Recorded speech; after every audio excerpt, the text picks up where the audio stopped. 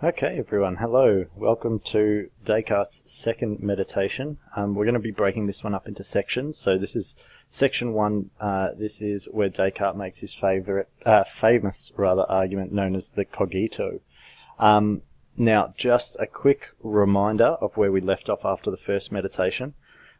So we see kind of that conversation between what we might call skeptical Descartes and trusting Descartes, where trusting Descartes is constantly thinking that he comes to conclusions, and then skeptical Descartes is showing that the conclusions that he thought he was coming to are actually incorrect because of whatever reason. This is when we get the dream argument and then also the evil deceiver argument. And the conclusion that Descartes comes to is that perhaps all of the knowledge that he's gained throughout his life is actually unstable. It's built on a false foundation, and that false foundation is that his senses are telling him the truth. Essentially, he comes to the conclusion that he can't actually trust his senses, nor can he trust his mind, though, because the evil deceiver shows that even in something like maths, he could be fooled every time he thinks 2 + 3 = 5. So we end the first meditation with Descartes having demolished all that he thought he knew, and he's now in what we call the pit of skepticism, where you are not quite sure if anything is true or false, or not even sure if the world around you is real, or if you're real. So Descartes in a bit of a conundrum. So moving on to the second meditation, what's interesting is we see Descartes will very, very, very quickly move on from this pit of skepticism, and this first section is very short. So make sure that you've got your reading open. So you should be looking at the page where it's got second meditation, the nature of the human mind, and how it is better known than the body. And that really gives you a snapshot into what Descartes is going to be saying here, that in terms of our primary existence, what is it that makes you you? He says that our mind is actually the primary thing. It's what we know with absolute certainty. The body is secondary to that. Which is obviously very different to how we would normally think. So take out your reader books if you haven't got them out already, highlighters ready, pens ready. Here we go. So Descartes' second meditation. So serious are the doubts into which I have been thrown as a result of yesterday's meditation that I can neither put them out of my mind nor see any way of resolving them. It feels as if I have fallen unexpectedly into a deep whirlpool, which tumbles me around so that I can neither stand on the bottom nor swim up to the top. So I sort of talked about this in our first class. Descartes feeling like he wasn't quite sure what was up and what was down after tumbling down the rabbit hole into the pit of skepticism, and he's just sort of repeating that idea here. Nevertheless, the reading continues. I will make an effort and once more attempt the same path which I started on yesterday. Anything which admits of the slightest doubt I will set aside just as if I had found it to be wholly false, and I will proceed in this way until I recognize something certain, or if nothing else, until I at least recognize for certain that there is no certainty. So we get two things here. We get a reminder of the method that Descartes is using. Remember, he is presenting the idea that he's not trying to prove things wrong. He's just trying to prove that they could be wrong. And that doubt is enough to suggest that he's going to throw that idea out totally. In this way, he feels like he'll be able to move more quickly. He wants something that cannot possibly be doubted. The second part is the goal that he's trying to achieve. So we've heard him talk about certainty a couple of times now. He wants to finish off this meditation in one of two positions, either knowing something for certain or knowing that it is impossible to be certain of anything. Okay, let's continue. A little bit of a throwback to ancient Greece here. Archimedes used to demand just one firm and immovable point in order to shift the entire earth.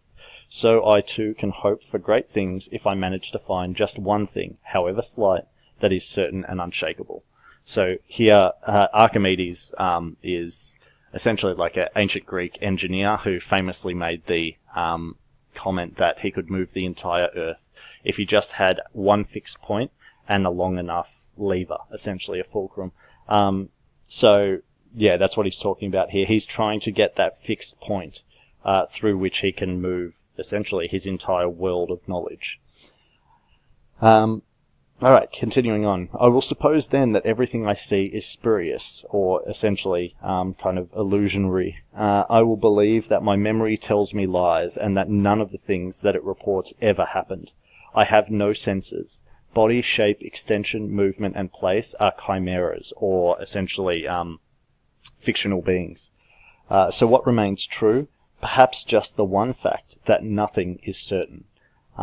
So here Descartes is outlining kind of what he came to at the end of the first meditation, which is that he's going to be saying that, well, his mind is lying to him.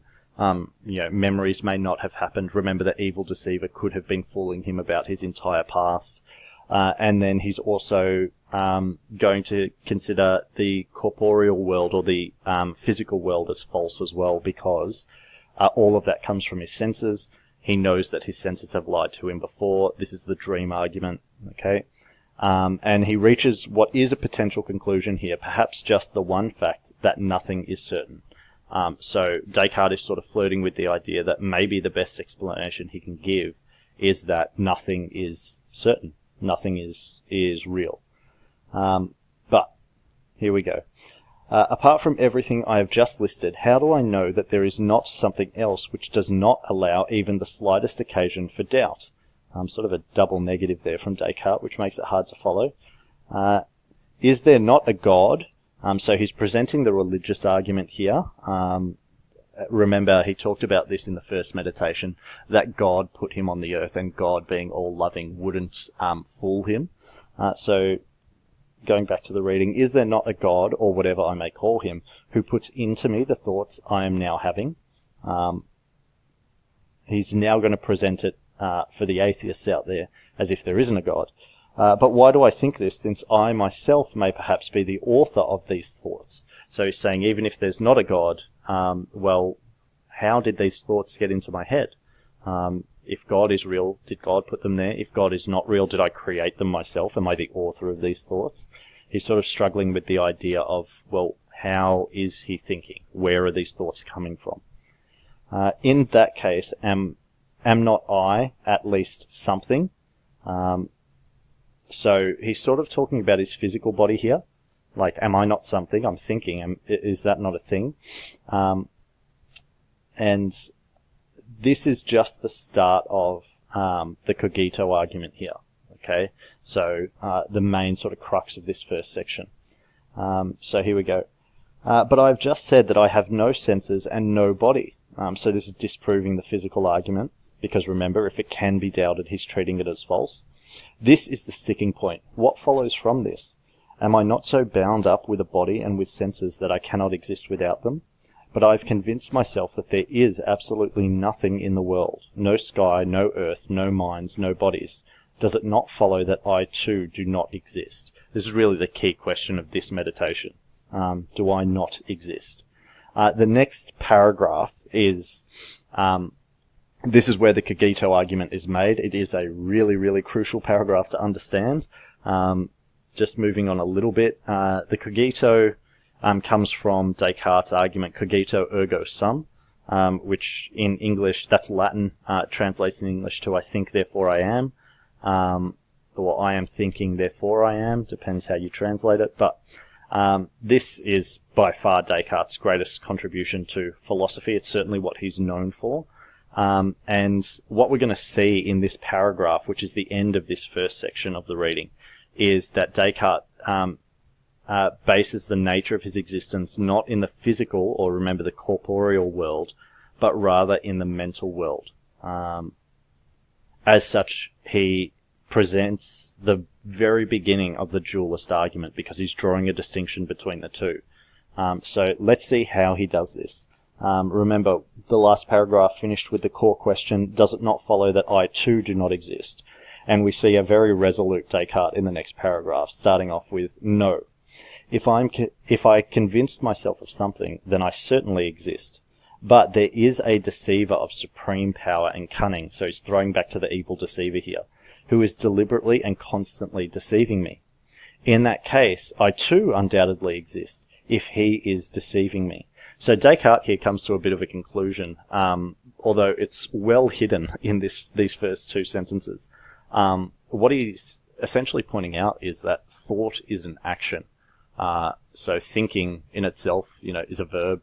It's something that you do. You can't have an action without an actor. A good way to think about this is it's kind of like saying that you can have running without a runner. Well, no, not really. You need something to be performing the action. That's the way that it works. And so if Descartes is being deceived, then there must be something to be deceived. If he is thinking, then there must be a thinker there. Whether his thoughts are true or false is still questionable, but he's saying it's unquestionable that he is thinking. And therefore, just like running, if you are running, then you must exist. If he is thinking, then he must exist. In that case too, I too undoubtedly exist if he is deceiving me. And let him deceive me as much as he can. He will never bring it about that I am nothing so long as I think I am something. So again, Descartes talking about the evil deceiver here, and he's saying the one thing the evil deceiver can't fool me about is my own existence. If I am thinking, then I must exist. So, after considering everything very thoroughly, I must finally conclude that this proposition, I am, I exist, is necessarily true whenever it is put forward by me or conceived in my mind. Now that italicized part in the reading, the I am, I exist, this is, in this reading at least, the version of the cogito that we see. In one of Descartes' other texts, Discourse on Method, he presents the cogito more fully as the cogito ergo sum, the famous argument, but this is as close as we get in the Meditations. Him essentially saying, well, I am thinking, therefore I must exist. I am, I exist. That's the end of this first section, so let's just run over some key points. So Descartes is convinced that if he's thinking, he must exist. And like I said before, thought is an action, so there must be something to perform that action in whatever form that takes. It doesn't necessarily have to be physical. He hasn't resolved the idea of the evil deceiver. The evil deceiver may still be fooling him, except in one case. And you can see in the dot point here, Descartes will never be able to trust what he thinks, because the evil deceiver might be fooling him at all times. But he will never be deceived that he thinks. So he might be being lied to, but he must be there to be lied to. He must exist if something is lying to him, if something is creating this false world. And finally, his existence is no longer reliant on sensory data. So notice that the cogito does not rely on any of the five senses. He's not talking about any physical being. Thought in itself is a mental phenomenon. It doesn't have it doesn't have weight. It's not extended. It's not corporeal, to use the word that we've heard a bit in the reading so far. And so, what Descartes has done here is managed to determine a form of existence that isn't reliant on the physical world. This may just be the fixed point that he needs. This may be the piece of truth, the piece of certainty that he's been searching for, and might be the solution to the problems he's raised in the first meditation. So where to now? What I'd like you to do, read the criticisms to the cogito in the textbook. It is a heavily criticized argument for lots of reasons. Summarize the criticisms of Descartes' cogito, and I want you to think about which one of these responses you think is best. In the exam, you are often asked about whether to analyze arguments, which includes looking at how they work and the cases that they don't work. And there's plenty of ways you can look at the cogito as being a bad argument. And finally, in terms of your own thoughts, I want you to think about whether Descartes has convinced you here. Do you think that you exist as a purely thinking thing? If you do, or if you did at the end of the reading, have any of the criticisms that that you've read through now shaken that feeling? And as always, justify why or why not. Okay? Stay tuned for the next episode. Good luck.